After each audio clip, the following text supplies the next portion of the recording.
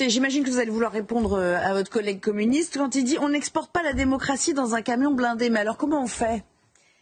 Alors, vous savez, on connaissait la gauche Hamas. Voici la gauche des mollahs. Voici cette gauche qui a une fascination absolue pour la violence révolutionnaire.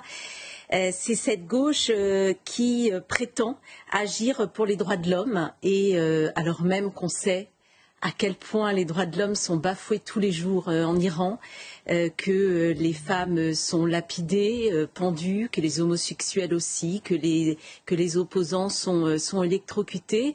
Et pourtant, c'est cette gauche-là qui serait prête, en fait, et c'est ce qui s'est passé en 1979, à faire alliance avec les pires, à faire alliance avec un État islamique, avec cette République islamique. Donc on est en fait dans la continuité idéologique de ce qu'est la gauche, de ce que sont les communistes, puisqu'il faut rappeler, et d'ailleurs il faudrait qu'ils se méfient quand même, parce que lors de la révolution iranienne, ils ont été les premiers à être massacrés après avoir fait alliance avec ces mollahs-là.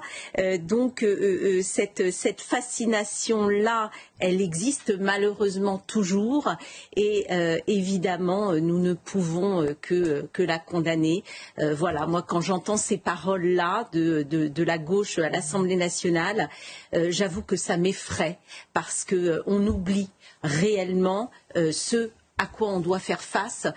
Et ce à quoi on doit faire face, c'est d'abord et avant tout le terrorisme, le financement et l'armement des terroristes qui ont frappé sur notre sol, qui ont frappé au Bataclan, qui ont frappé à Toulouse, qui continueront de frapper et qui ont montré à quel point cette barbarie-là n'était pas quelque chose d'abstrait. Donald Trump, qu'on entendra dans quelques instants.